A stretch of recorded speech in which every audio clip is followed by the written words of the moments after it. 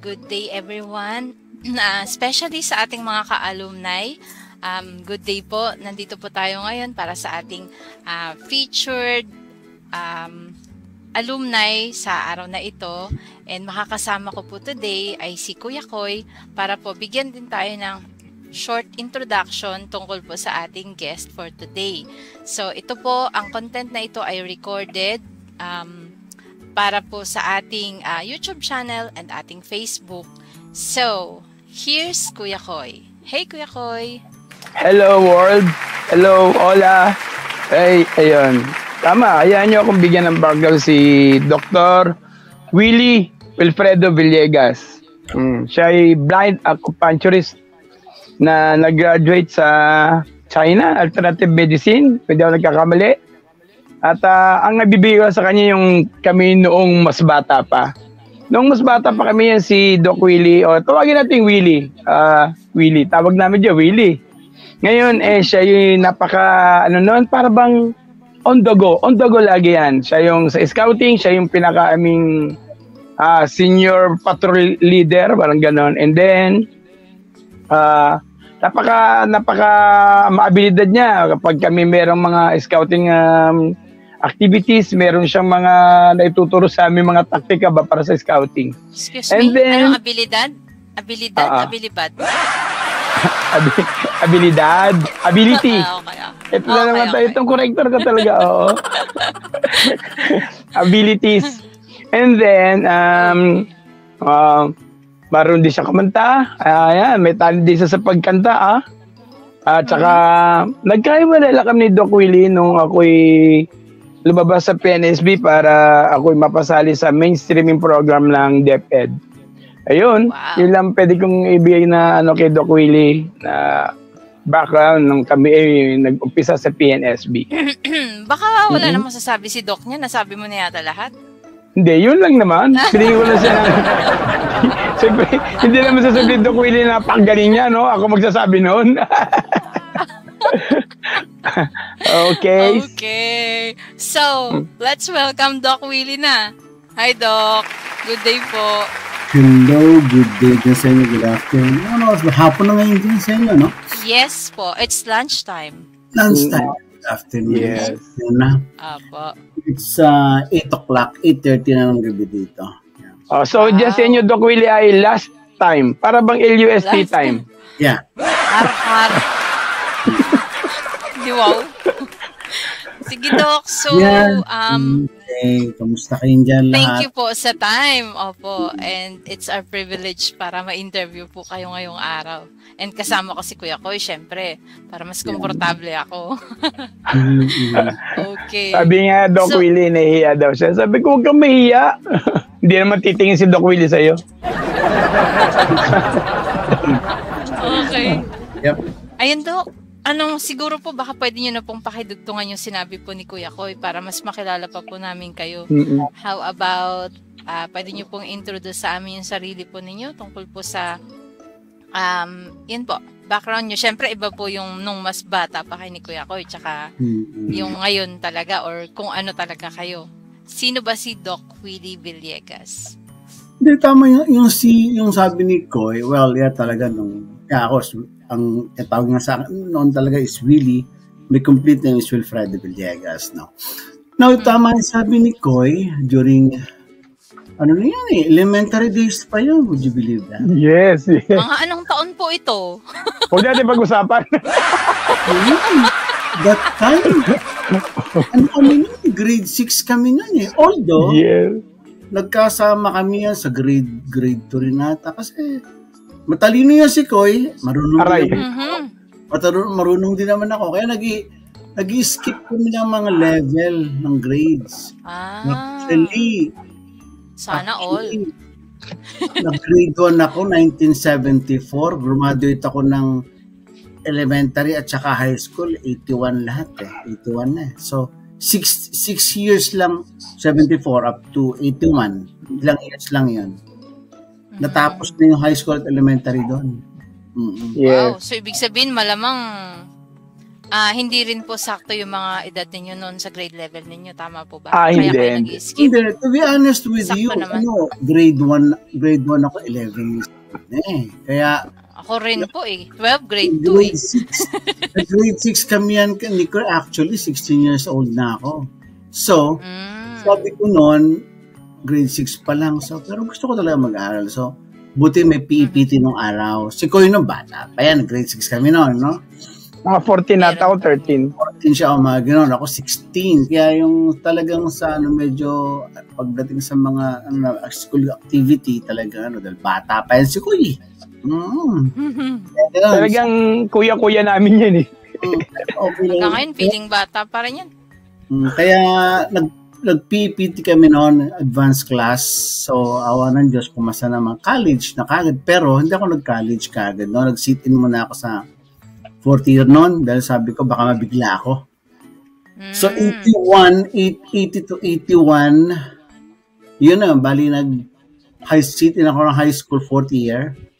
So wala akong first year hanggang 3rd year, wala talaga. Pero preparation ko lang yung for college talaga. So, Parang ang hirap nun Oo, ang hirap. Well, medyo bigla yung pag-akyat ng lesson. Kaya nga isa sa actually ina-idolize ko siya noon dahil siya ang nasa mainstream kami lalabas pa lang. Pero college pa. So, ang hirap. Kaya nagtatanong ako dyan. Time na yun. Kung anong buhay doon. Pero okay naman. But at the same time, Opo yun. at the same time, talagang diretso na. So, yun ang naging ko noon. 80. Okay. Yeah. Yan ang tapos, start na ng college days. At the same time, trabaho na rin. Kasi, at the age of 17, na ako noon, massage therapist na ako noon Medyo buhay na talaga. Sa ngayon, Doc, wait lang. Wilfredo Villegas. Ano pong middle name niyo po?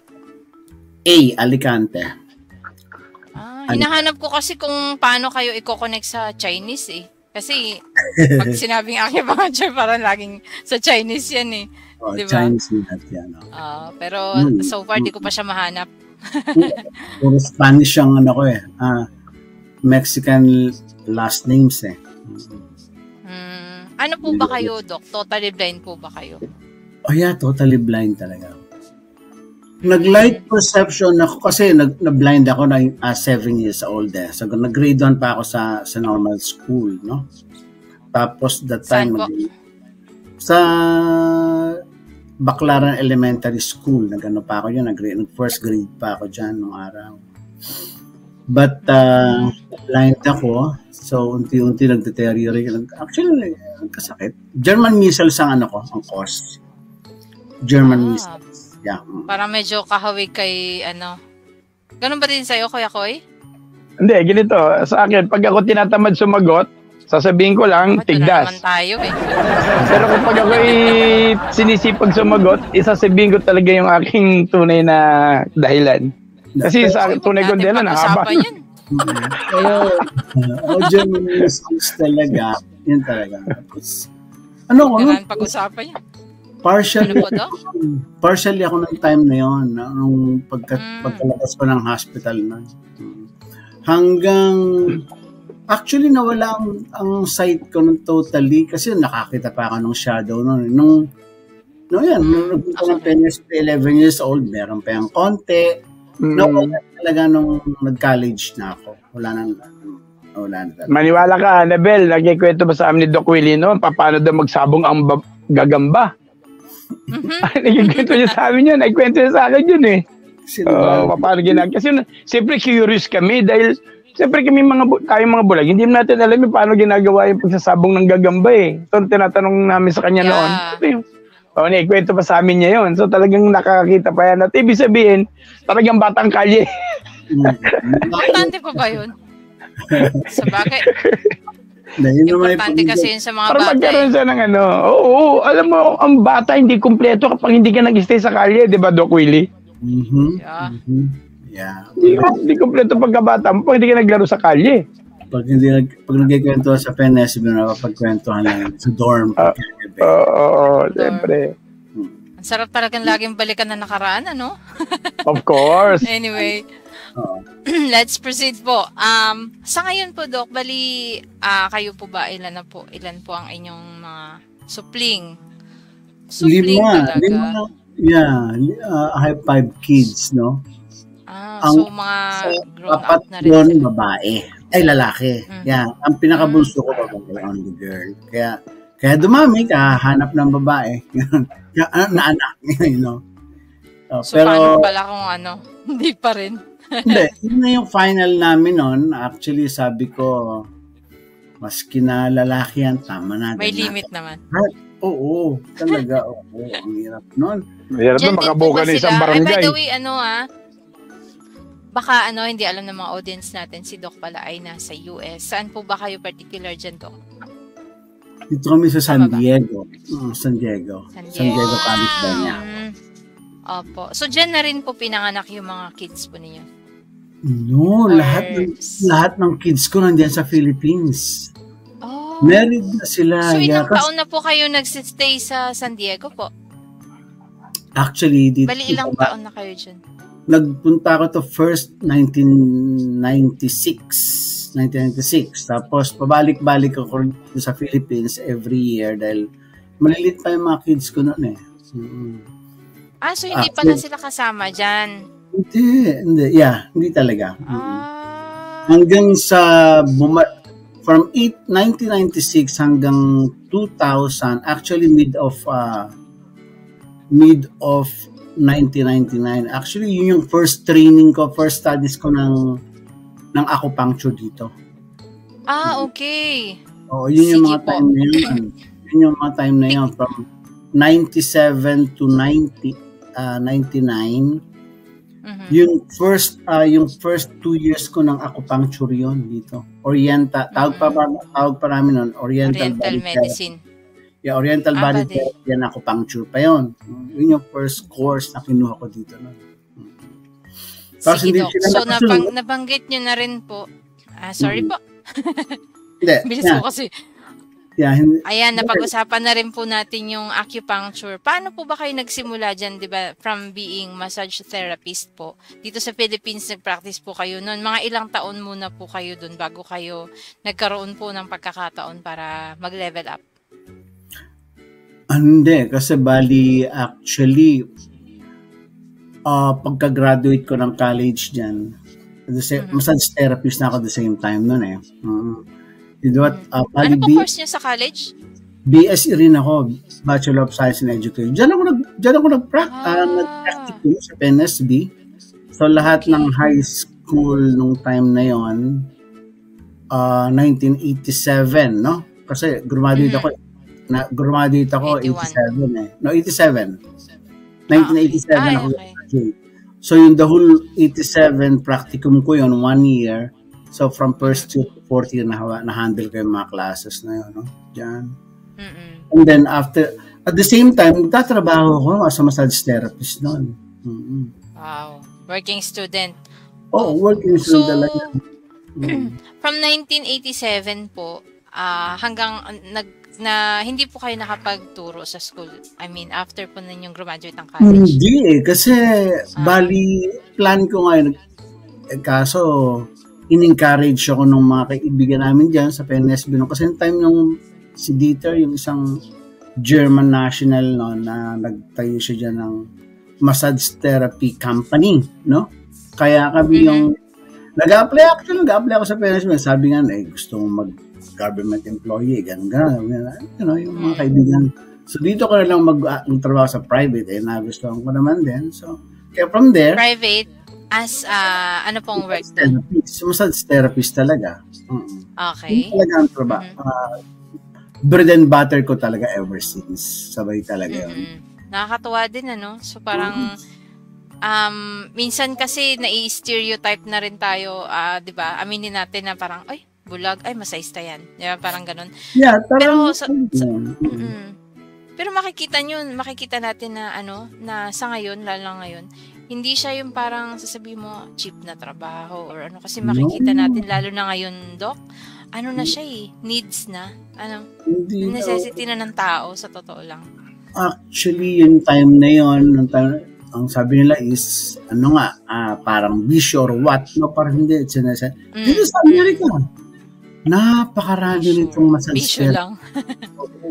Tsaka, yun nga, kaya nga nung time na yun, actually, nung nag-umpisa yung kay Dieter na yun, ang pangit pa ng, sabihin, ang reality talaga nung time na yun, isang pangit dahil may mga massage sauna baths, mga ganyan, but still, yun ang aming ka-competition. Pero hindi ako hindi ako. 1 year lang ako baling as employee talaga. Tapos after that, on my own na ako. Hanggang sa nakapagtayo. Home service? Yeah, home service talaga. Actually, from 87 to 89. Yun. 2 years. 2 years, pero hindi yun dire-diretso. Tapos, kasi nag-home service ako, kaya talagang mainly 1 year lang ako kay Dieter na. Kasi nag-resign kami from 87 to 88. Napunta kami ng Halika, nagtayo kami ng sarili namin. Pero kasama pala kayo doon. Oo, yung Halika Shiatsu Center, kami yun. 3 kami ang founder. At doon ang secretary nila ay receptionist doon, si Lenny Saturnino. Lenny ang secretary namin doon. Talaga? Oo. At ako'y dumadalaw-dalaw doon. Tapos may Halika. Na-train namin yung mga masahista noon na talagang sa amin nagsimula. Lalo yung masahista ngayon na magaling din dyan.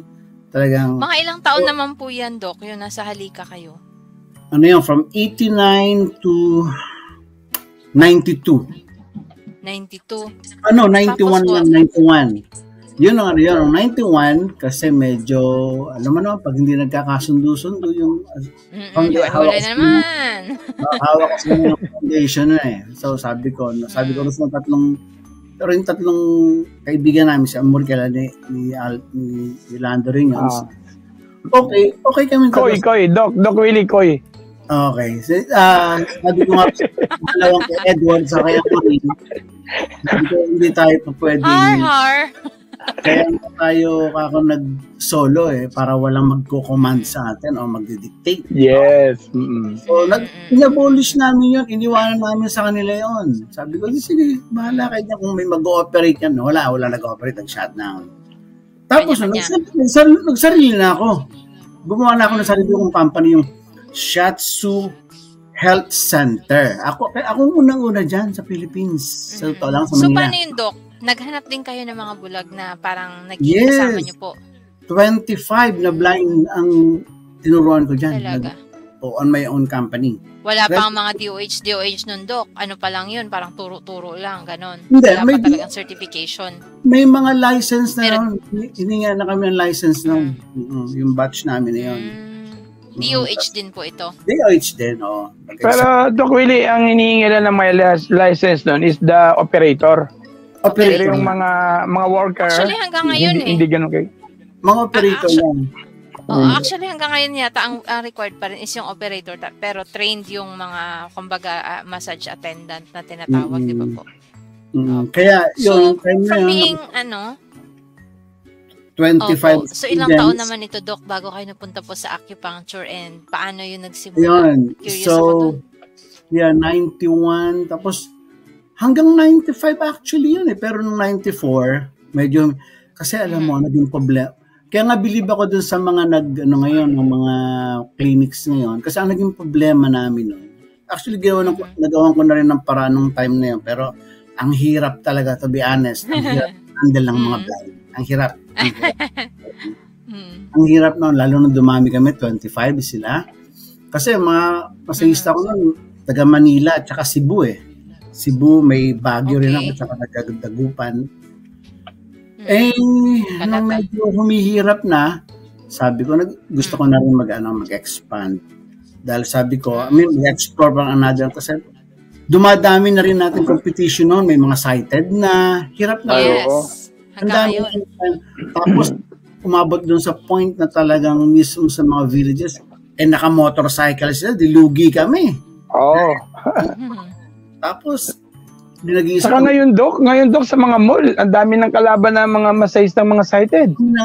Kaya sabi ko, anyway, talagang sabi ko, gusto ko naman talaga ng natural o Chinese medicine, naghanap ako noon, nag-research ako noon. Tapos, tapos Ano yung ginawa yun, Dok? Hindi pa uso internet noon.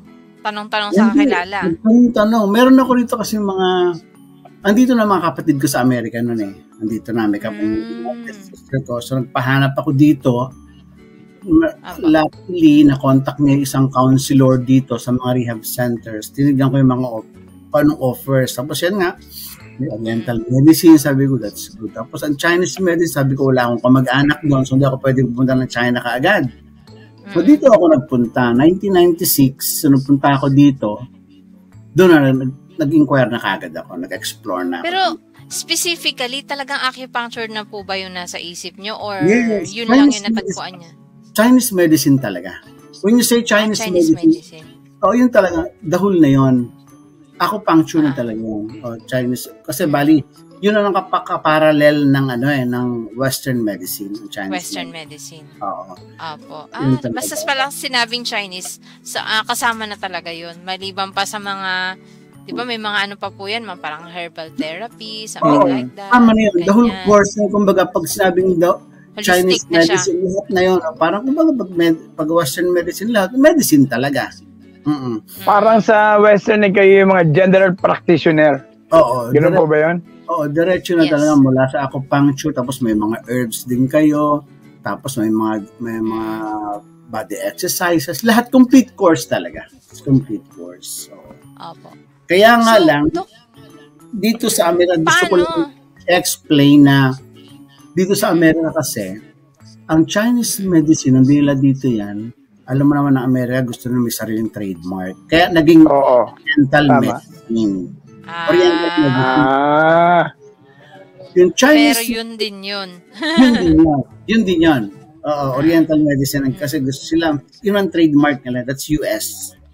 Kasi, Western. So, nagdi-divide tayo sa Western and Oriental.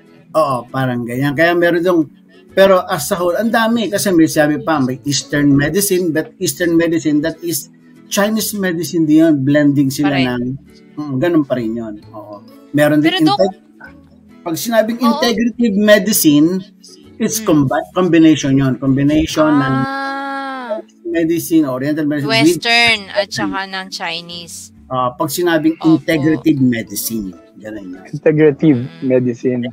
Bakit po kayo, bakit po yun ang naging interest nyo? Or tingin nyo yun ang, blind ako, itong bagay sa akin, ganun ba? Hindi naman, kasi may malaki akong frustration dyan sa atin nung magka-college ako eh. Kasi unang in-applyan ko sa university is physical therapy. Gusto ko talagang, yung knowledge ko about as massage therapist, sabi sa health na talaga kayo, kumbaga naka-inline na talaga kayo sa kasi medical field. Counter lalo sa sports medicine nung nandiyan ako, talagang masyado ako na curious sa anatomy na yung mga structural, yung mga joints, mga ganyan. Hindi naman ako tinanggap sa UST dahil sabi ng UST, wala pa raw hindi pa train. Saka sobrang komplikado yun. Talaga magdadissect ka ng katawan ng hayop, ng tao. Di ba Dok? Other than that, yung laboratory, gano'n. Pero, kaya hindi ako tinanggap talaga. Oo. Yung mga ganun, yan ang mga tanong nila sa akin. Kaya sabi ko, okay. Kaya nag-teaching ako. Kaya nung nagpunta ako rito sa Amerika, hindi kasi ako naniniwalang hindi tayo po pwede ron eh. Right. Ngayon, nakita ko, kasi may nagsabi sa akin talaga nung naghahanap ako, sabi niya, pwede ang blind sa Chinese medicine, Oriental medicine. Naniwala ka, naglab kami dito, yung mismong pinanggalingan ng mga, silang nag-dissect, yung Western, mga medicine students, silang nag-dissect, ipapasa sa amin yon kasi may laboratory din kami para kung alam namin kung saan ilalagay yung mga needles. Kaya dito nag-lab din ako talaga ng mga cadaver.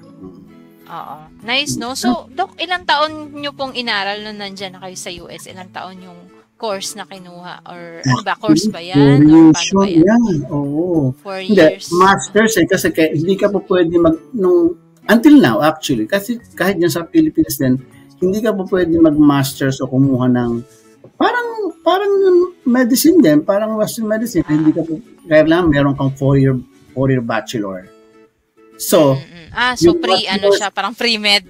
Yeah, oo, yung aking 4 years dyan, naging pre-med, masters yung pinasukan ko na dito. Pure Chinese medicine na yun. Dating anatomy, lahat. Di ba medyo mahirap yun, Dok? Kasi kumbaga, nilagpasan nyo na yung parang basic nila.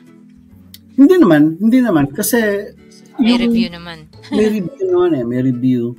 Tapos yung mga sciences, meron na.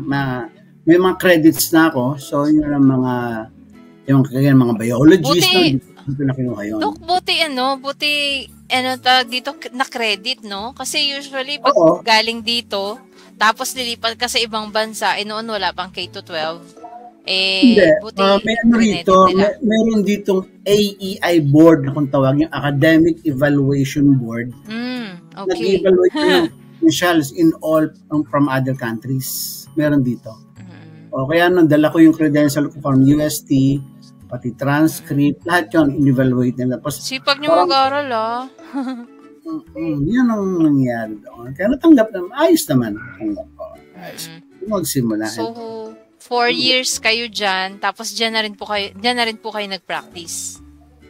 Tapos, actually, yung 4 years, tapos naging doktor, diniretso ko pa ng another 2.5 years para maging doktor ka. Kasi pa lang yun, acupuncturist ka pa lang doon. Hindi ka pa doktor. Basic ka pa lang.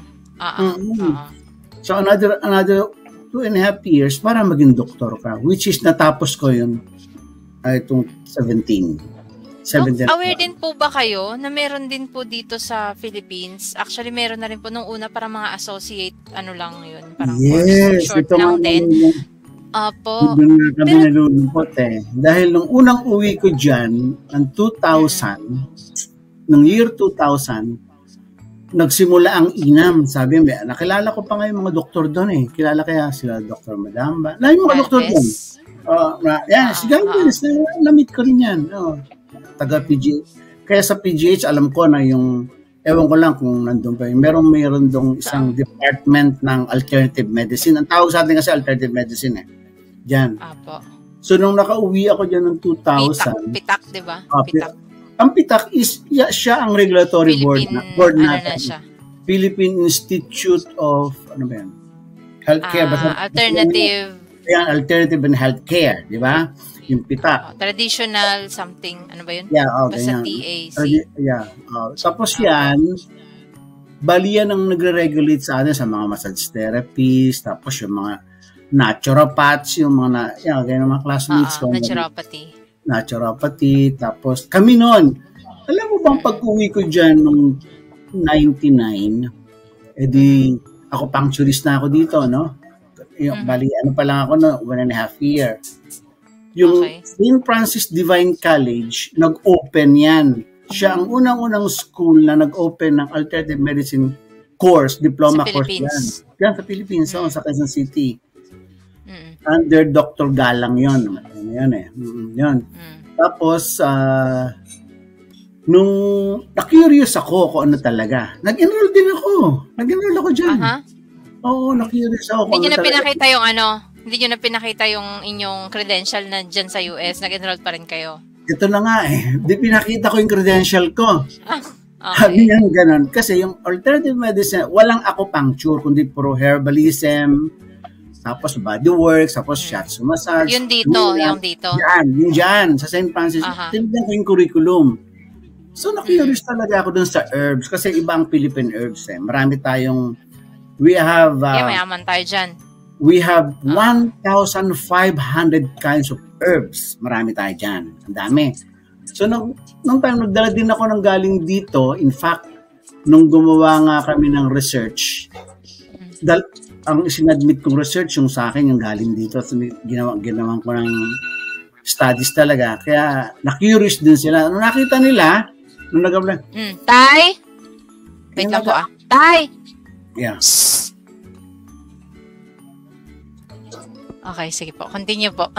Kaya ako nakita nila na may training ka na pala ng acupuncture. Kailangan mo na acupuncture professor. Sabi nila. Okay. Yeah. So, sabi ko, hindi niyo tinanggap. Sabi ko, Doc, sabi ko gano'n kay Doctor, sa principal, sabi ko, si Mrs. Palacio, sabi ko, let me enroll first, sabi ko, para alam ko kung ano yung pinaka-trend ninyo.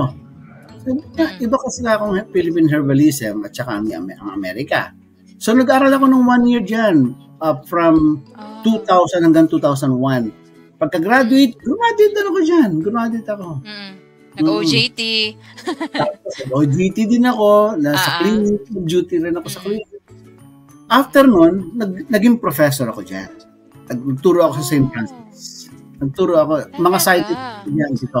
For how long yan, Doc? From 82 hanggang 86. I mean, 2002 hanggang 2006. Pero nung halfway, pumunta ako ng China. Doon ako nag-intern kasi feeling ko noon kulang pa din.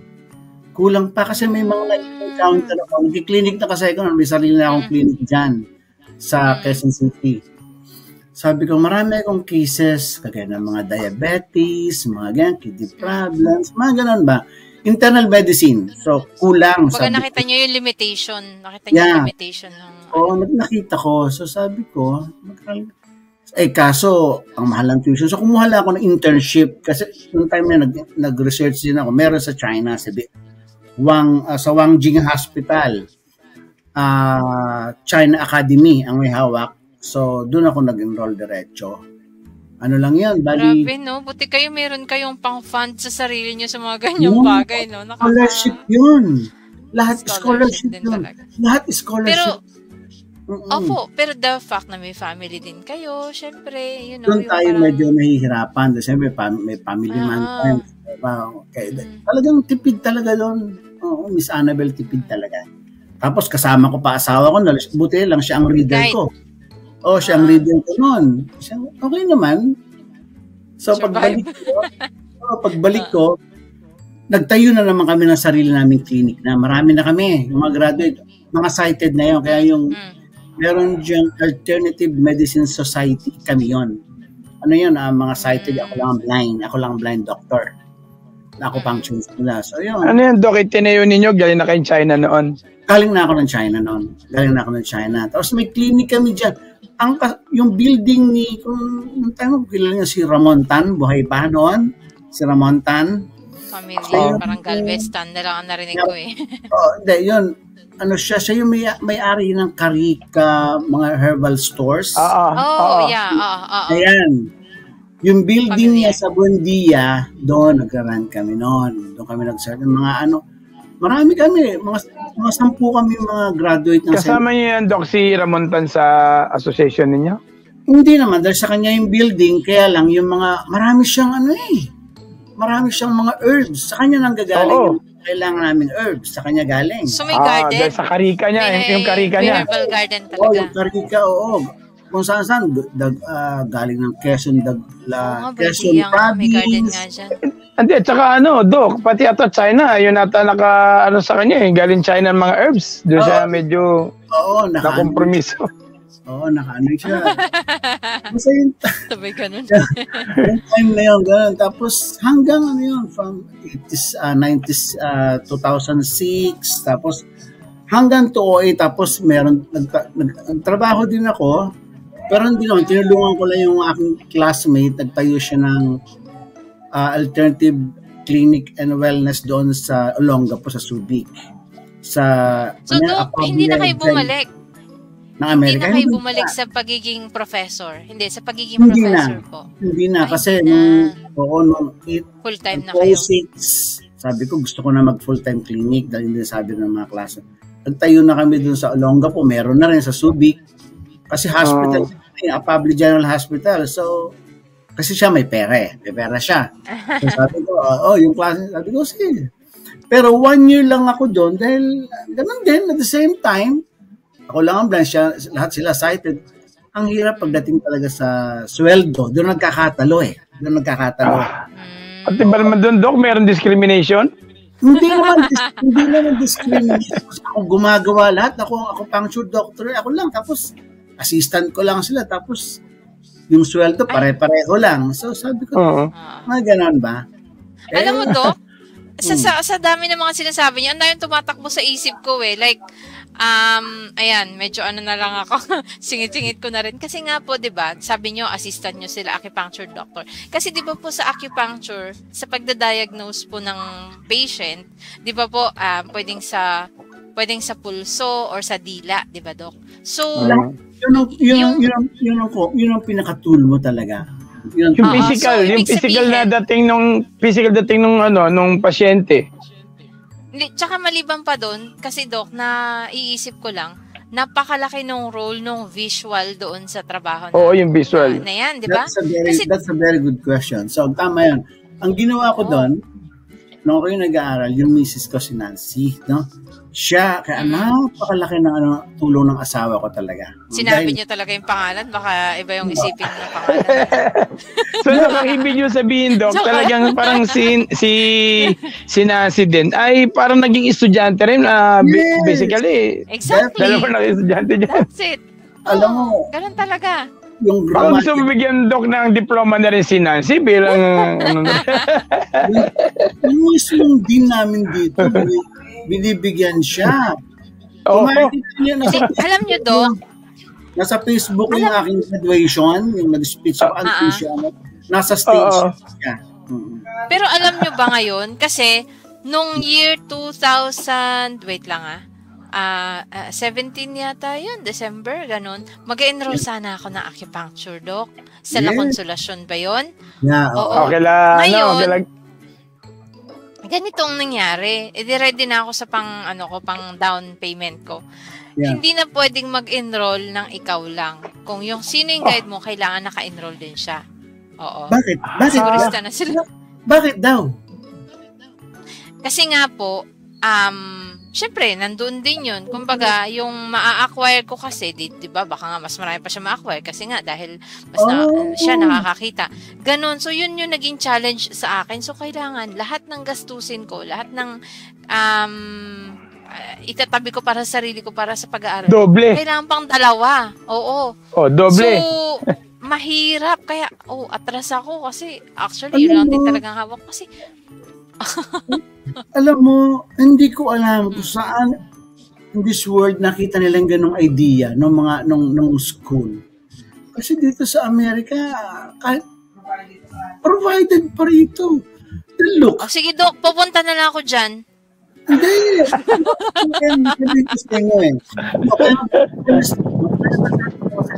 Yung mga nandyan, sabi na natin, yung kayong alumni, gusto ko nga sa inyo sinabi ko na to kay Koy before na dapat ng mga universities, yung mga posibleng course na gustong kunin ng estudyante, dapat tulungan nyo yung mga freshmen na yun. Kasi I don't know kung tinatanggap na sila ng physical test, dapat sila tumanggap talaga. Dahil dito, lahat dito, alam nyo bang dito sa medicine, sa Western medicine, tinatanggap ang blind dito sa DO, Doctor of Osteopath. Pasado ko doon. Inaantay ko lang ang budget dahil ang laki ng tuition fee. Tanggap ako doon. Mag-Western doctor talaga. I-mention ko na sa inyo. Kaya ayawan ko dyan sa Philippines. Bakit? Hindi po pwede. Kaya i-ano niyan. Kaya sasabihin ko. Baka pwede namin maging project as alumni organization na kumbaga pwede kaming makipag-coordinate, yes. Magkandak ng orientation. Sa mga, kasi dito actually, hindi naman, ano bang sinasabing trained? Hindi naman trained ang mga teachers din dito. Ang ginagawa dito, lahat ng colleges, ako dito sa college ko, sa Pacific College, dala ko ng unang 350 students kami Ako lang ang blind na Pilipino. Ang kinausap ako ng dean, what do you need? Kasi batas kasi dito yung American Disabled Law. No discrimination talaga. So, kailangan tayo magkaroon dito ng Disabled Resource Center. So ako nagsimula noon, what do you need? So sinabi ko, kaya nagsimula, kaya alam mo na nakakatuwa doon. Dito kasi kapag slow learner ka or alam mo, ginawa ng vehicle ng mga ibang estudyante yon. Pag slow learner ka, meron ka anxiety, pwede ka mag-avail ng assistant na yon. Yung 2 hours, financial or what? It's either, yung treatment sa school, let's say, di ba yung normal exams natin, 30 minutes lang, ikaw 1 hour ka. 1 hour ka, may allotted ka. Extended. Oo, extended yun. Yung 2 hours ang exam, 1 hour ang exam, meron ka another extra 1 hour. Ganun doon. Ang daming gumaya noon ng mga ibang estudyante na hindi naman. Siyempre, lalo yung mga classmate ko na mother na hindi nakapag-review, I have anxiety last night, so I cannot review. Okay, can I file? Ganun lang yun. Napakadali. Kaya sabi ko nga dyan sa Philippines, napakahirap mag-aral dyan. Ba't ganun, no? Which is sometimes sobra. masyadong... Pati nga trabaho hindi lang naman aral ang mahirap dito, Doc. Pati trabaho. Yan nga. Pero I wish na sana may makatapos na pinunta.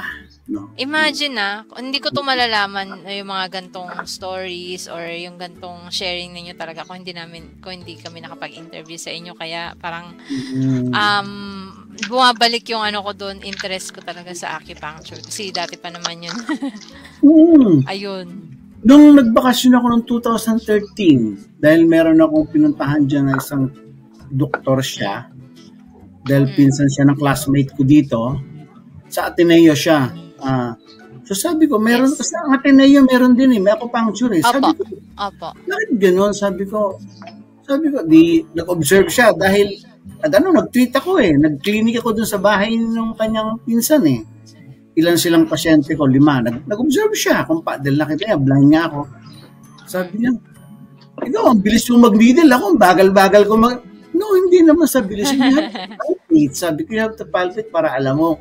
Iba. Kaya, siya? Question doctor siya. May singit ko din, tama ba yung assumption or sinasabi na ang isang blind na sanay mag-massage dahil magaling na siya mag-locate ng mga points ng tao, mas madali din sa kanya or advantage niya na yun sa pag-acupuncture? Yes, ganito yon. So, I'll explain. Pero meron diyang nakakatuwa na nag-experience ko dito. Ako estudyante. Second year ako nun sa masters. Talagang lalo pag shiatsu ka. Alam, lalo yung shiatsu. Yung mga pressure points, alam natin yun.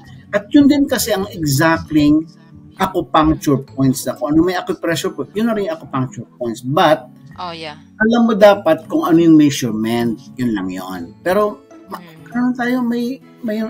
yun ang edge na natin. Parang muscle memory na siya di ba? Kasi kapag ginawa ka naman natin yung tao na, hindi siya matangkad. Tansya naman natin kung saan yung points na ipinipress natin compared sa pag matatangkad din di ba? Kasi, ganito yun. Ang the whole measurement ng tao kasi, whether pandak o matangkad, is 72 inches. From edge of your toes hanggang sa ulo. That is 72 inches. Regardless kung matangkad siya or maliit. So, ibig sabihin nun, nag-a-adjust. Ang measurement. Yung soon measurement na tinatawag. Ganun lang yun. So, kaya tayong mga masahista o massage therapists, may talaga, advantage na sa atin. Ngayon, ang naging problema ko noon, hindi ka naman naging problema. In fact, na-challenge talaga yung pagkukuha na ako ng practical exam. Kasi, you have to master kung paano mag-palpate nang hindi gumagalaw ang skin. Kasi, pag nag-touch ka ng gumalaw ang skin, pag-release nun, malayo, out of the point ka. That's for sure. Wala ka sa point. You have to know or you have to learn na pag tinouch mo ang skin, hindi siya gagalaw para mag-move sideways or up or back. Ganon. So, ibig sabihin, dapat firm yung pag-point. Kaya nga yung palpation mo dapat perfect. So, ang hirap dahil ang pag kumukuha ng exam na ang ginalagay nila dots. Ano yung mga dots? Yung mga patay. mga points lang, gano'n. Di tinawag ako ng dean ko. Tinawag ako ng dean. Really, how can you take the exam? Hey, you know, we have year-end exam. We have the board exam. How can you do that? Sabi ko, okay. Nag-isip ako. Tapos naisip ko yung pen. Lapis pa ngayon again. Sabi ko, look, bili ko ng sample. No? Sabi ko, okay, let's see the Itadap niya yung pen. UV channel for the whole back. Kasi mas madali sa back, no? Is that correct? Sabi ko. Am I correct on my point? Oh yeah, you're on your exact point. So hindi gumagana. So every time na makakapa ko yung point, sa dulo, at the end of my nail, doon ko siya idadat yung pen o yung lapis. Oo. So in-improvise pa lang, naghanap pa sila ng pang-mark talaga. Yun ang nagawa na. Kaya may sarili akong model nun kasi pagkatapos ng puro tinta siya.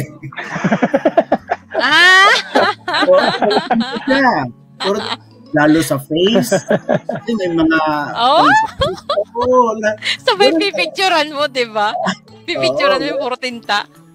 Ganyan na, pero ko sa... Doc Willie, pwede ba sabihin... Pero pwede sabihin ba ikaw, kumbaga sa music, may widow ka na, tapos may ka pang... professional ang tawag dito. Yung yung scientific. Tsaka widow. Sabihin na para baka sa music ikaw may taglit kang widow at saka scientific base. Ganun ba yun? Siguro. Kasi alam mo, Annabelle, si Doc Willie, lahat na sinasabi niya, alam niya by heart eh. Yes. Oo. Alam niya by heart. Ang galing nga eh. Alam mo, parang... hindi dahil sa ini-interview natin siya kaya natin siya, pero talaga totoo. Lalo yung sa show nila, alam mo, hindi mo may explain ng mabuti yon kung hindi mo alam yun by heart. Kahit paikot-ikutin mo siya kung ano man yun, talagang andun siya, di ba? Oo, andun siya eh. So parang naiisip ko, hindi siya memorize. Oo, hindi siya memorize eh, no? Yun, tama. Para ba yung sa music, kung ikaw sa music, may tinatawag tayong widow eh. Widow pa pinakinggan mo, alam na eh. Yung tipong Kuya ko, yung pihit ng gitara, pag inano mo, halimbawa hindi siya standard dun sa nota. Alam mo. Tama yun, gano'n siya. Siya na po sa mag-a-adjust. Ay, naka-C sharp to. Baba natin ng isa, di ba? Parang gano'n. Kasi ka na doon pinag-dismissa ka namin. Hindi, Dok. Hindi kasi di ba kuya, ano yan? Meron yan yung pag-check sa pulso. Kasi nabasa ko yung parang tatlong daliri yung ganagamit. Yung una dun sa may head part, sa trunk, at saka sa lower. That is 28 qualities. Tapos yung mga characters, ng pulse, no? Ng pulse. Grabe yan, di ba, Dok? May mahinang mabilis. Tapos may presentation yun. May presentation yun kung anong disease mo or what's happening in your internal organs. Ganun yan. Yun doon namin. And i-confirm yun through your tongue. Yun na nga ang gusto kong malaman. So, gagamit talaga kayo ng assistant para tignan yung tongue ng tao. Yes. Andun na yung papel ni Doktora Nancy.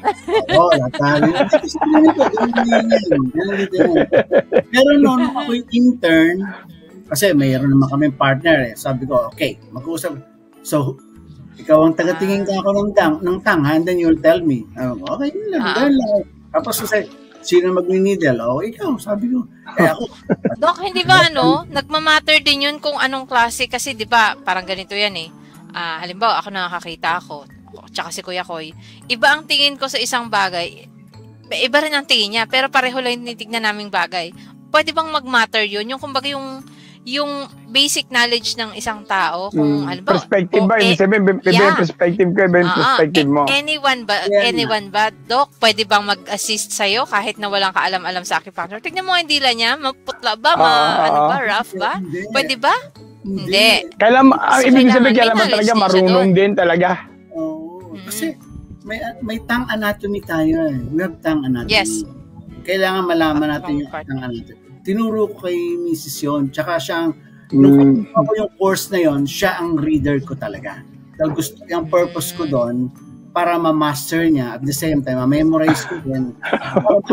Okay, Yan ang ginagawa ko na. Ito lang. Nung ako yung nag-aaral dito.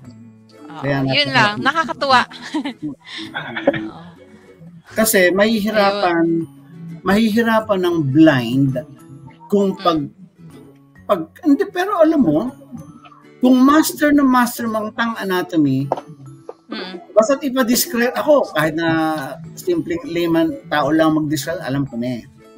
Pag-experience ka na siguro, no? Mas kasi wala yung wife ko. Okay. Halimbawa, Doc Willie, tumawag ka ng isang tao. Alika nga rito, tingnan mo itong dila niya. Tingnan mo kung makikita mo. Describe to me. Alam ko na yun. Kasi may background na kayo eh. Yeah, master's na. Pero kapag bago ka pa lang, mahihirapan ka. Mahirap. Ay, Doc, bawal ba i-acupuncture ang diabetic? Hindi naman. Hindi naman. Wala ba silang issue dun sa, di ba kapag nagkasugat, ganyan, matagal bumalik? Dapat nga yun, dahil ako, ang dami kong para makontrol nga natin yung, kasi yung kasi ang nagko-control niya is yung pancreas at saka yung spleen. So, kailangan yan i-regulate mo yan para bumaba ang blood sugar, gano'n, yung A1C. Napakaganda ng acupuncture. Pero ang ibig sabihin excuse me, ba ibig mo sabihin, Annabelle, kasi siyempre pag tinusok mo, parang magpo-produce ang maliit na wound, gano'n ba ibig sabihin? Siguro ganun, kasi meron akong kliyente na Chinese, binanggit ko sa kanya, hindi po kayo nagpapa-acupuncture. Ay, kasi diabetic ako hindi pwede. Siguro kasi... Hindi ba sugat yan, Doc Willie? Yung tinutusok mo, hindi nagiging sugat? Hindi. Kasi hindi na-explain, hindi nila alam. Hindi lahat ng Chinese alam nila so ito lang. Tsaka ang doctor naman niya yata, more on sa western din siguro siya, kaya... Siguro, isa pa yun. Yung pang isa doon, hanggang ngayon, kaya nga you have to explain it to them. Explain mo kung may mga ganun din. Encounter din ako dito. So kung mag-aaral kami ni Kuya Koy ngayon ng acupuncture course, Doc, may pag-asa pa kaming dalawa? Oo naman. Oo, yeah. Annabelle, pag gusto mo, isasama mo pati ba naman sa pag-aaral mo, sasama mo pa ako. Sa interview, gusto mo isama ako. Kasi sobrang interested po ako dyan talaga. Kahit tuloy mo, maganda ko sa sala konsolasyon or di ba? Maging ko nga po ako. Palaging sayang. At di ba meron din ata sa Makati College ba tawag doon? Yung isang college sa Makati, di ba? UMAC? University of Makati? Sa UMAC, meron din alamin ko na lang. Ang nag-ano sa UMAC is, alam ko, mga Korean. Pero, magkaiba rin kasi ang Korean technique. Magkaiba Kasi tatlo yan, ganito yan. Japanese. Oriental medicine and Chinese medicine, they're the same. But ang Korean, meron silang, nag-develop din sila ng trademark nila. Gumawa sila ng Korean parang style. Parang mas masinsin yata yun sa kanila Hindi naman. Hindi rin po. Hindi naman. Gumawa lang sila ng hindi rin. Tapos ang Japanese ganun din. Ganun din sila. May although napakaraming blind, ang daming blind acupuncture sa China, sa Japan. Ang dami. In fact, lahat ng mga doon na kumbaga dito sa Amerika, primary doctor doon sa kanila, mga health may tawag sila, mga blind talaga na so, ang dami. Kaya natin si Doc sa US, Kuya Koy. Pero Doc Willie, may tatanong ko, kasi sa pag-acupuncture ba malaki ba ang pagkakataon na ikaw magkamali ng tusok? Oo. Yung ano ba danger niyan? Yeah. Ano ba danger ka ba magkakamali ka? Kaya nga sinasabi ko, palagi nandiyan sa show. Kasi dyan sa Pilipinas, 6 months training lang, acupuncturist na. Oo, may mga bulag din, Doc Willie, dito na nag-offer ng acupuncture. Kaya nag-aral lang sila sa sandaling panahon. Yes, kasi importanteng ma-master nyo ang anatomy. Ang anatomy namin is 1 to 3, ang anatomy namin dito. Hindi lang basta general anatomy. Kasi dapat alam mo ang yung mga anatomical landmarks, yung mga joints, yung mga tendons, Baka anatomy pa lang, Dok, abutin ka na ng ilang panahon sa pag-aaral yan, no? Yes, kaya nga alam mo, matay ko mga sa DOH merong anatomy, pero siguro general lang yun. Ganito yung sa ano po? Tinignan ko yun, Miss Annabelle, delikado. Yun yung sinasabi mo na yung tanong ninyo may delikado. Yes, dito lang sa elbow o sa wrist, baka tamaan nila yung tatlong nerve dyan, yung median tsaka radial at tsaka yung ulna, and may mga tendon pa sa gitna, pwede ma-hit nila yun eh. Nahihit yan. And then? Nahihit yan, masakit, tapos mamamaga, mga ganon. Yan ba yung sa may tapat ng triple warmer, Doc? Yes. Sa may, warmer. Yeah. Pagitan siya ng ulna at saka radius. Yes, yeah. That's the median nerve. Pag delikado yun. Delikado yun. Meron ako nakita, napanood yung misis noon, may nag-acupuncture sa Mindanao. Inacupuncture niya sa mata. Totoo yun, maraming points yan. Ako, ginagawa ko yan eh. Kaya lang, meron tinatawag na needle angling. Ina-angle mo ng tama yung needle. Ang talukap ng mata. Hindi patusok talaga. Hindi perpendicular. Meron tayo perpendicular, transverse, oblique. Yung tatlo na yun. That's the 3 techniques. Yun yung main 3 techniques. Ngayon, pag sa mata, lalo pag talukap, hindi mo pwedeng perpendicular. Aabutin mo yung eyeball mo. Eyeball. Pinakita mo, bibili. Nagasgas yung eyeball. Disgrasya yun. Diba? Disgrasya yun. Pinakita yun. Hindi ba pwede yun? Yun lang. Yung sa may taas ng nose bridge, di ba, Doc? Yung parang parallel lang dating ng karayom. Hindi rin pwedeng patusok dyan. Pwede ka mag-perpendicular kung master mo na.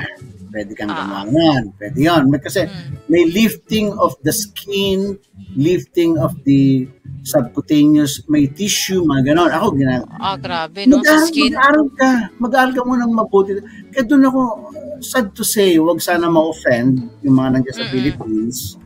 Na gano'n, kasi 6 months, ang dami niyong dapat malaman, sa totoo lang. Meron ako nakita, pinost siya pa sa Facebook, kilala ko nga yun eh. Kilala namin yung practitioner yun eh. Taga St. Francis din siya. Sige, Doc, i-PM mo mamaya. Hindi naman. Sinabi ko na yun sa classmate ko, gumamit siya ng 3-inch needle. Haba pang bataks. Pang puwet. Hindi naman ibabaon, pero hindi dapat gamitin yun doon. Ngayon, kung ang reason daw, wala kaming needle, kailangan namin available. Okay. Kahit pa. Kasi ipupuso pa sa Facebook. Kung gayahin yan. Pero Doc, sa totoo lang, pwede rin yun. Kung ikaw pwede mo rin gamitin yung ganon. Emergency lang. For emergency. Pero para iposto pa sa Facebook, for what? Diba? Oo nga naman, baka gayahin. Tama. Dito sa Amerika. Dito ba, Doc, ewan ko, total, kasi andyan kayo, no? Hindi ko alam kung alam ninyo. Pero bang regulasyon dito niyan? Diyan, ngayon, alam mo. Sino mag-check? Diyan sa Philippines. Siyempre. Sa Philippines, ang alam ko, medyo magulo rin talaga ang regulatory ng pitak. Pero meron na rin daw, sabi ng mga classmates. Meron din nagre-regulate. May continuous communication kami. Nag-aabang nga sila pag umuwi ako. Humihingi sila ng seminar galing sa akin. So, sabi ko, sige. Kasi, yun nga ang kulang eh. Yung mga techniques ng pag-ano ng needles or whatever. No, marami. Kaya nga sabi ko, 6 months ako puncturist na kaya. Ito 7 years kong ginastos dito yan. Sabi ko gano'n sa classmate. Nakakatakot, no? Sana ma-warningan yung mga nandito or alam na nila ngayon. Kaya nga nagsimula yung na konsolasyon, yung sa Ateneo, sa UMAC. Pero still, hindi mo pwedeng madaliin talaga, honestly. Hindi pwedeng madaliin. Kasi excited na agad eh. Uy, marunong na ako. Yes. Kasi Doc, ganito naman eh. Kasi yung mga nagtuturo parang mga professional acupuncturist din eh. Ayan, bakit dapat hindi sila magaganon no? Yan talaga. Totoo yun. Sinabi ko yun sa mga classmates ko dyan sa St. Francis na kaya nga sabi nila. Grabe, no? Tayo? Masyado tayong nalunod dun sa topic talaga natin na acupuncturist. Acupuncture, no? So parang Doc, kailan ba kayo pupunta rito? Hindi ka mo, parang meron pa tayong part 2. Dahil puro mahaba na tayo. Oo nga eh. Hindi, alam mo si Doc Willie pa sa kausap mo yan talaga kasi talagang yan ang kanyang kanyang field of endeavor. Para bang master na master niya talaga yan. Forte, tama. Yan yung kanyang forte talaga. Para bang kahit maghapon tayo mag-usap, hindi tayo mauubusin niya kay Doc Willie.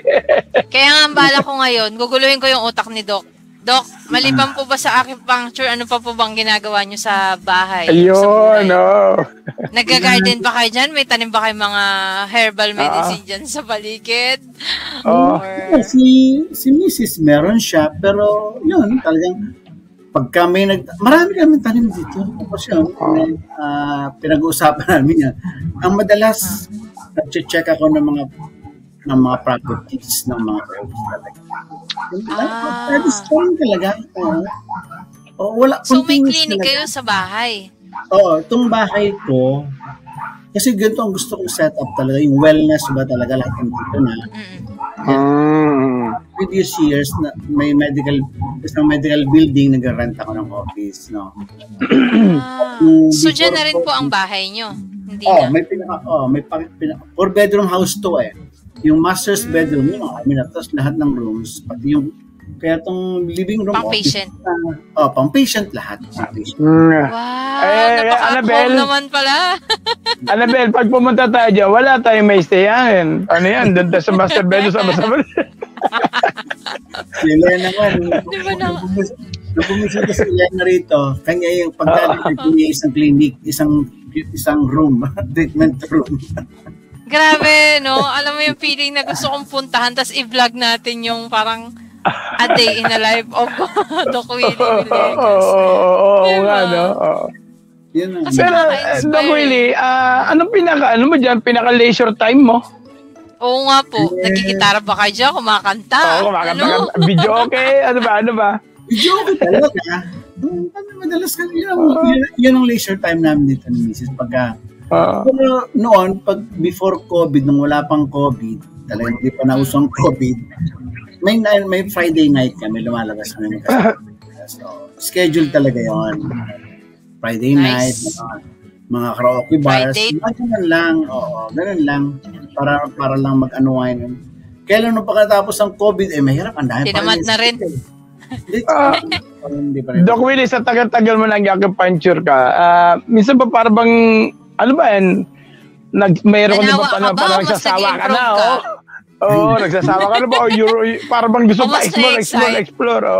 Hindi, explore pa talaga. Talagang yan lang yung no? Yan ang espiritu mo, yan ang puso mo. Passion, Gusto ko talagang tumulong sa tao. Hindi po hindi ka mapapagod kahit pagod ka na? Oo. Nagagalit ng minsan hindi ka na nagpapahinga. Hindi kasi Doc Will, alam mo kung bakit nagagalit siya. Siyempre pag ikaw mag-explore din siya eh. Damay siya. Ay, Doc Will, ilang sakong karayom na po ang naipon nyo, Doc?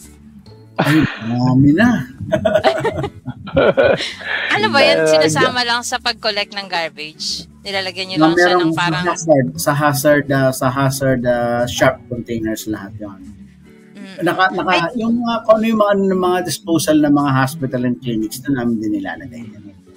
Naka-safe po, mayroon talaga sharps container. Bawat room. Tapos pag 5 gallons yun. So, bawat rooms ko 5 gallons. So, in 1 year, napupuno na yun. Yung 5 gallons na yun. So, more or less, hindi lang 10,000 needles yun. Marami. Tapos yun, ilalagay na dun sa hazard container na yun. Nag-handle din po ba kayo ng patient na merong parang, ano man tawag doon, kuya, yung sakit niya nakakahawa, yung ganun? Oo nga. How do you handle that? Ano yun?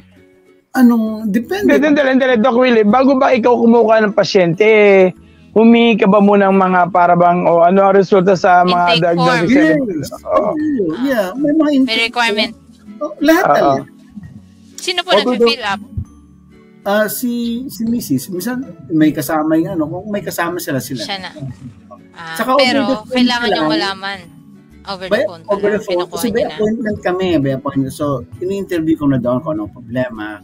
Kung, let's say, kung kailangan ng laboratory, kung kailangan ng x-ray, pinadadala ko.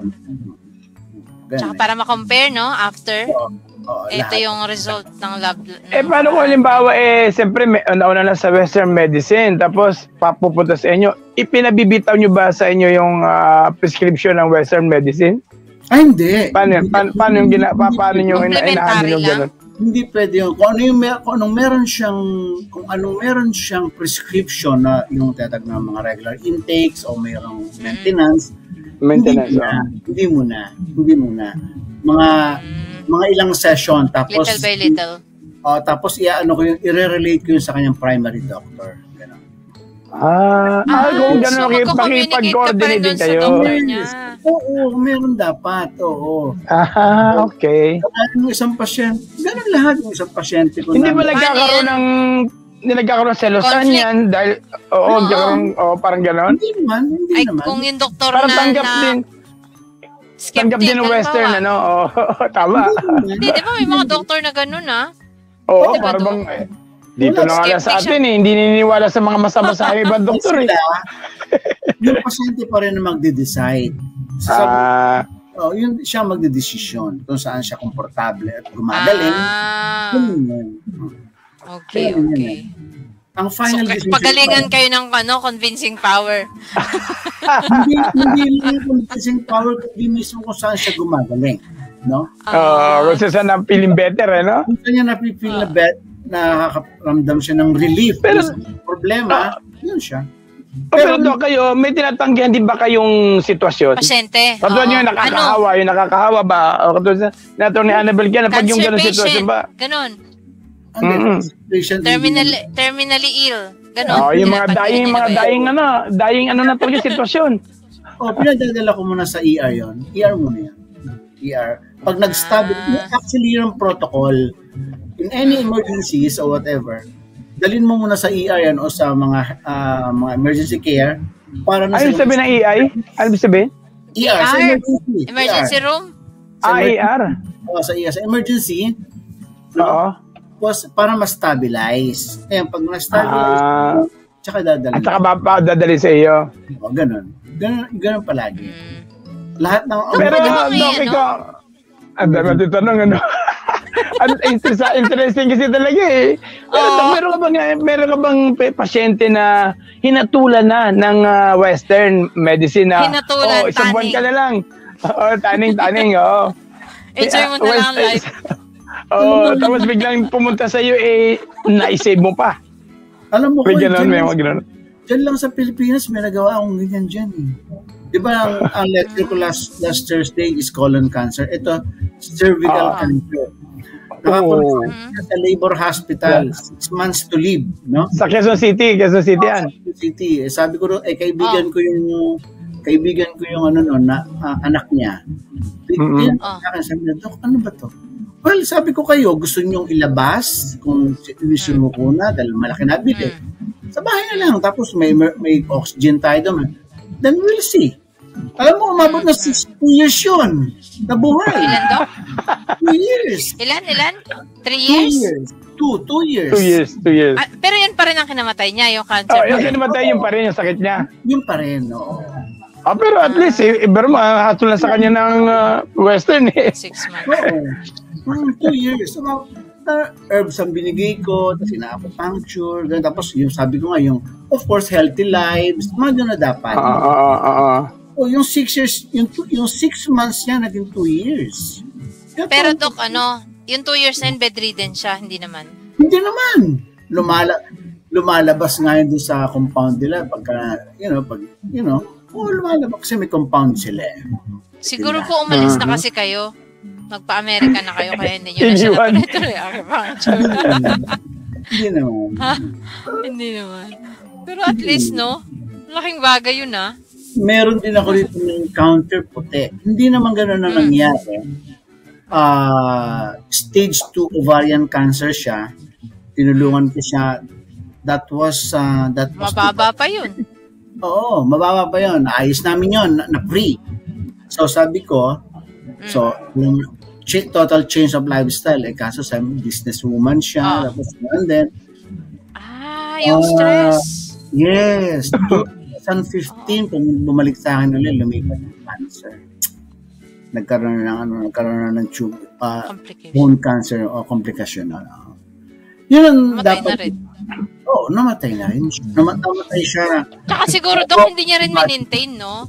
Yeah, nung naging free na siya, parang naging, na rin siya, complacent. Kampante na siya, mga ganon, no? Nasa tao din talaga.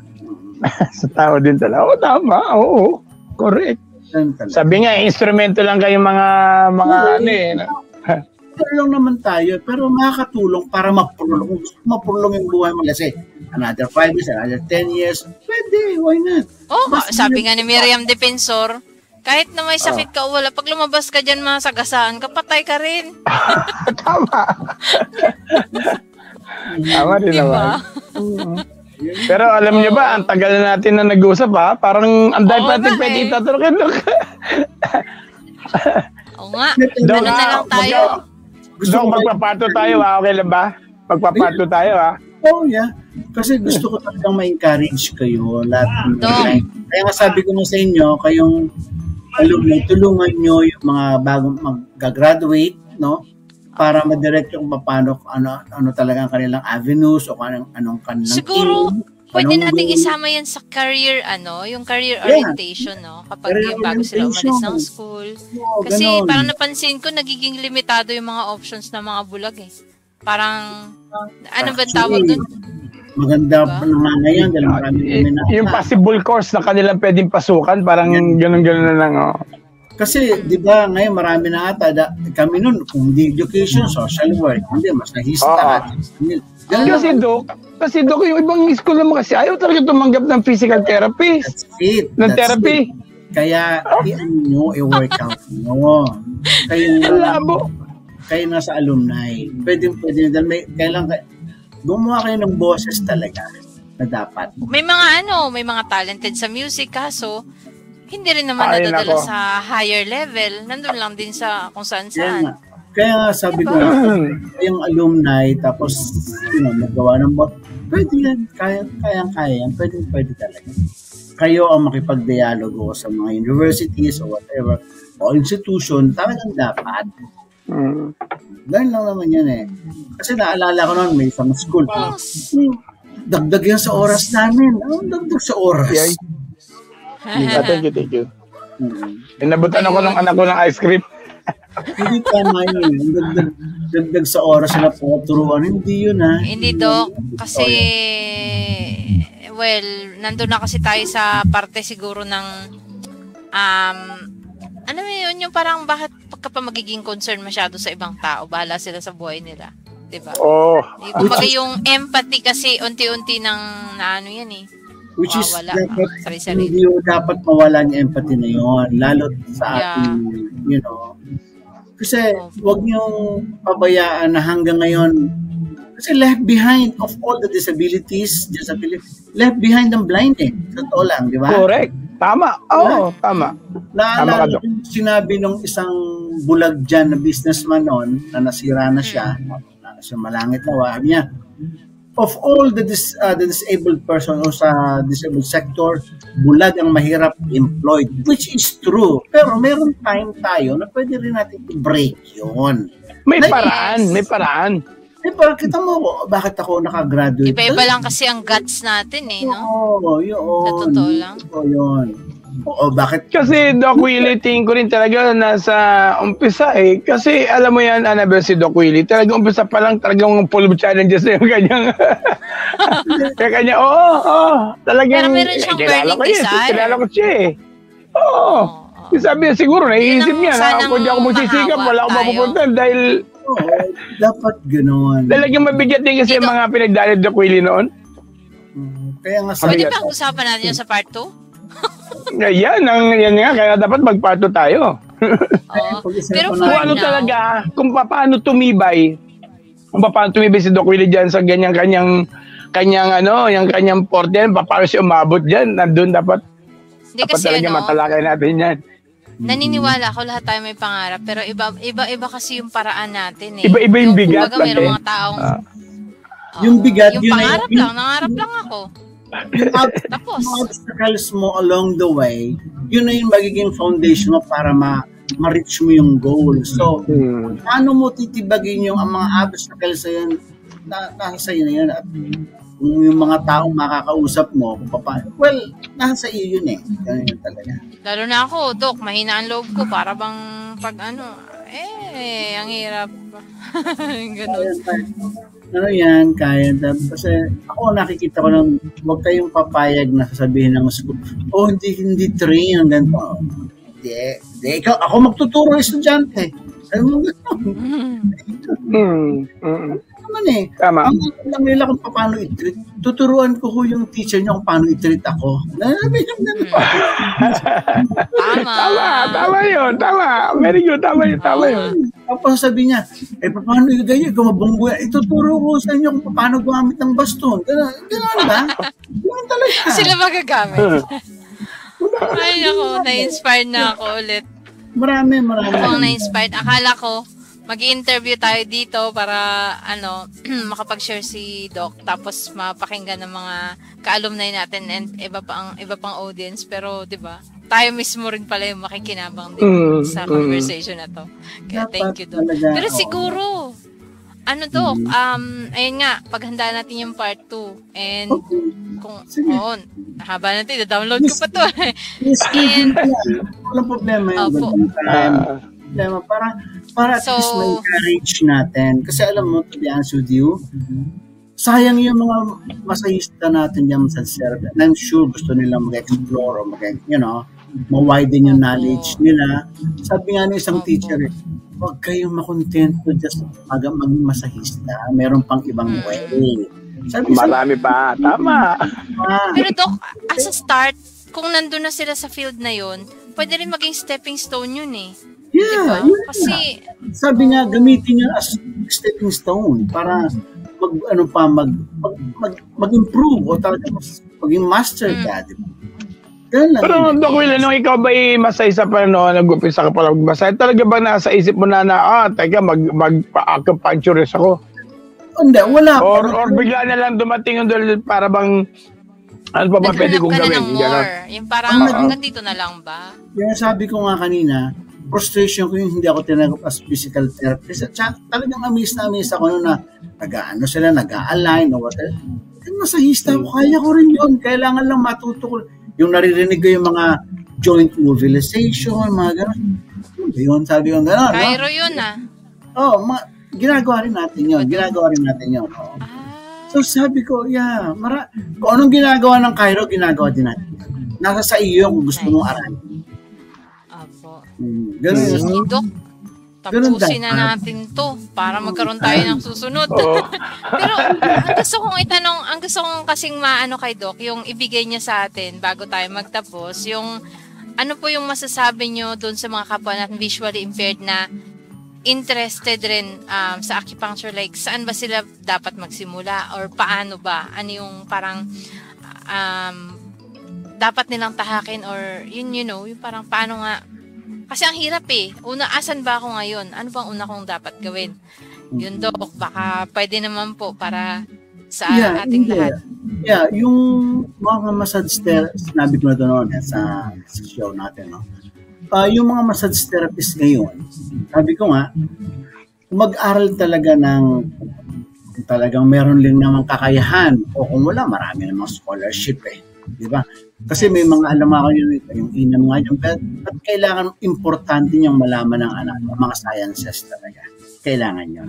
Hindi lang basta yung malaman paano magtusok ng karayom, hindi gano'n eh. Hindi gano'n. Kahit sino kaya yun. Hindi pwede saan mo ilagay lang yung tusok, okay na yun eh. Pero mali-mali. Delikado ko yun.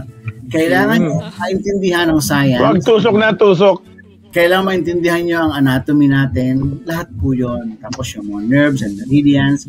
So, tama lang yung mga massage therapist ngayon. Kumuha kayo ng mga pero kumuha kayo ng mga anatomy talaga. Yan dapat. Basic ibig sabihin talaga basic anatomy. Basic talaga. Huwag kayong massage therapist na kayo tapos mag-attend kayo ng seminar ako pang suruhan.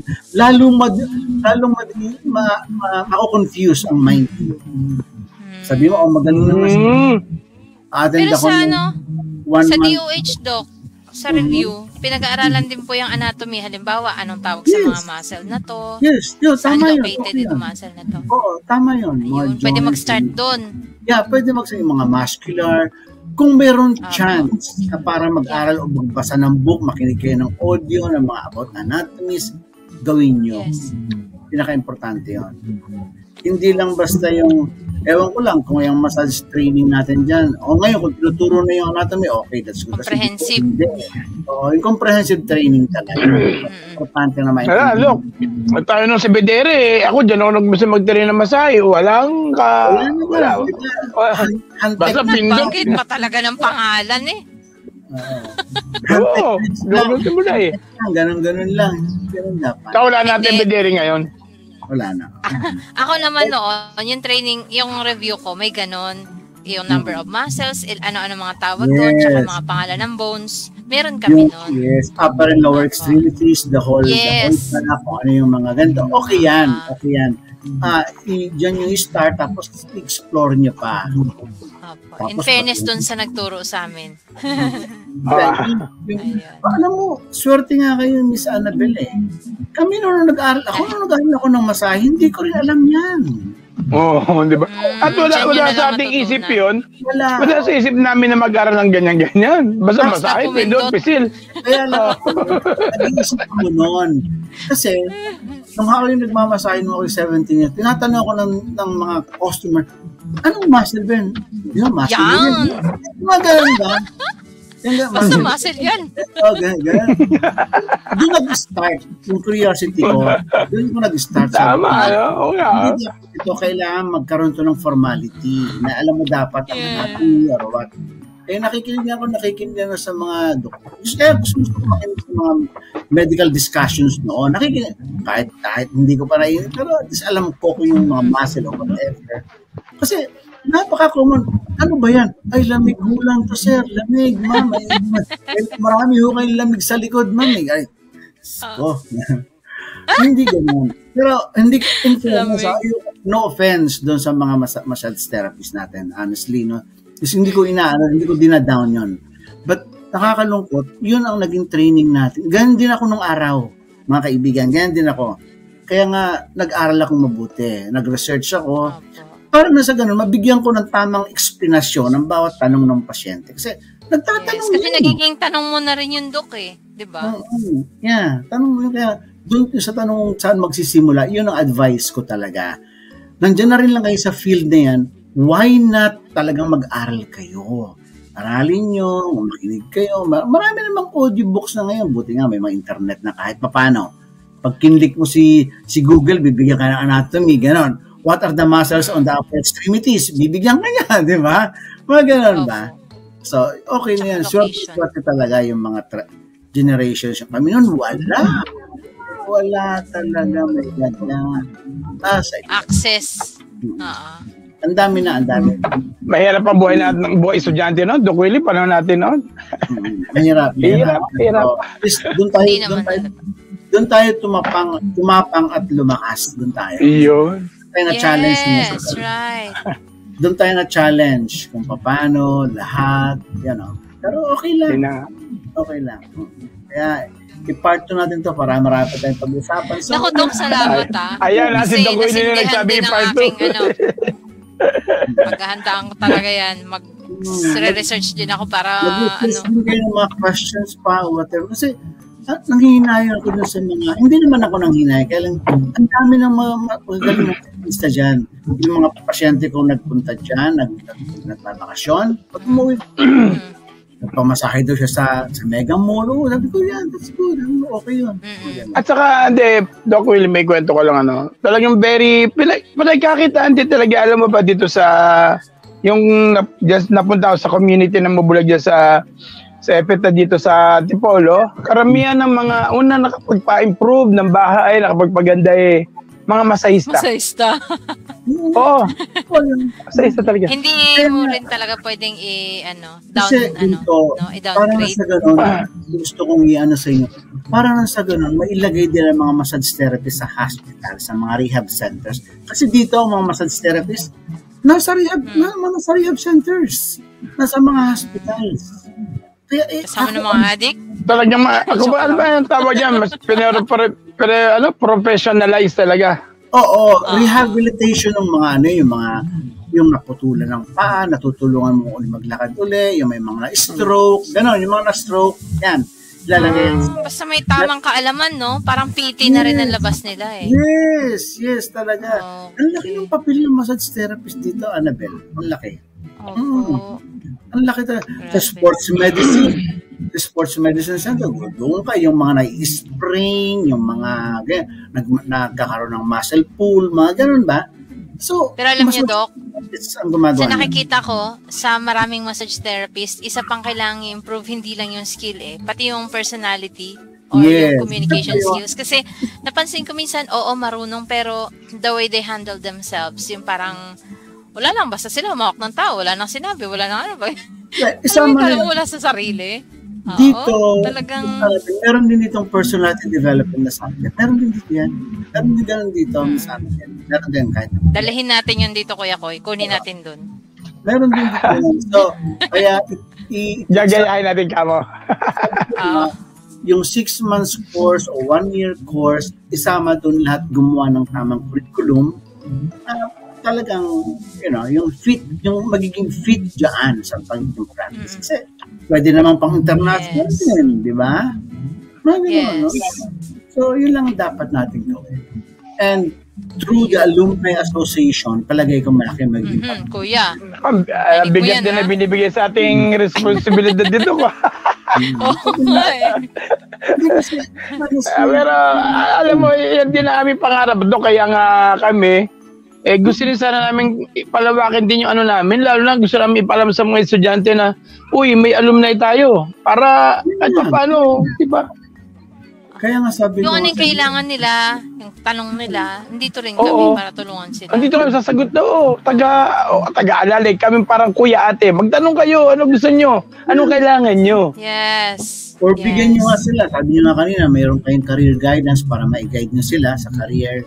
Di ba? Opo. Ganon, yan nyo sila para, or career orientation, kung naman tawag ninyo, pwede nyo yan para nasa ganon mag-guide sila at matulungan sila sa kanilang decision making kung anong field ang tahak nila later on. Yes. At ang kanila magiging forte. Hindi yun, nakakaano lang kasi tayo sa limitadong field Oo, ganon lang So, ganon lang gawin nyo. Kaya nga, dahil dyan, pag-uusapan natin yan, Kuya Koy, kung paano na tutulungan yung mga estudyante. First thing first, ilapit muna natin sa kanila ating sarili. Ipaalam natin sa kanila mayroon silang kuya at ate na pwedeng lapitan. Yan. Okay. So, Doc, anong oras na dyan, Doc, sa inyo? Salamat po sa time, ha? Talagang nag-enjoy kami ni Kuya Koy at natuto din talaga kami. Ano pa? Okay lang yun. Anytime. Basta set lang natin, sabi nyo sa amin sa akin ng oras at message nyo. Okay po. Sige po, with that, ang final words po natin. Kuya Koy, baka gusto mo ng ano ang iyong final word para sa oras na ito? Wala, gusto ko lang magpasalamat kay Doc Willie. Alam mo kasi yung advocacy ni Doc Willie, talagang ganun-ganun na lang. Parang lahat ng paraan gusto niyang gawin, lahat ng channel gusto niyang gamitin para ma-reach out niya yung mga bulag dito sa Pilipinas Tataka ako sa kanya, pero mo hindi na nagtataka. Ibig sabihin parang ako sa kanya na pero bakit nasa US siya, pero yung mga kapakanan pa rin ng mga bulag dito sa Pilipinas yung iniisip niya ganun siya, ganun. At maraming salamat sa Doc Willie. Diba? Oo, talagang gustong-gusto ni Doc i-share yung kung ano yung meron siya ngayon. Yun ang goal ko talaga. Sana lahat ganun. Sana. Sana oil. Yun ang inaano ko lang. Tulungan. Okay. Ayun, Doc. Sige po, paghandaan niyo po ang ating part 2 at ako po ay magpapaalam na rin at mahaba na po ang ating na-record ngayon. So, ibig sabihin, hindi natin hihinga si Doc Willie ng last words dahil meron pa susunod eh. Okay. So, makinig nila sila, mag-tune in nila sila ulit. Marami tayong pwedeng pag-usapan. Yes. Isikapin natin magiging very encouraging sa kanila. You know. Yes, Doc. Opo. Okay. Ayun. Salamat po, Doc. At dyan din po. Thank you po. Dyan po nagtatapos ang ating featured guest interview for today, and salamat po sa mga makakapakinig nito. I'm sure na may mga nakuha kayong inspirasyon at may mga natutunan din kayo. So, salamat po. Ako po ay magpapaalam na rin. By the way, si Kuya Koy, ang ating Vice President ng Alumni Organization ng PNSB, and ako naman po si Annabel Lucero, ang inyong Project Manager. So, thank you very much. Please like and subscribe sa ating page at sa ating pong channel. Thank you. Bye. Thank you. Bye.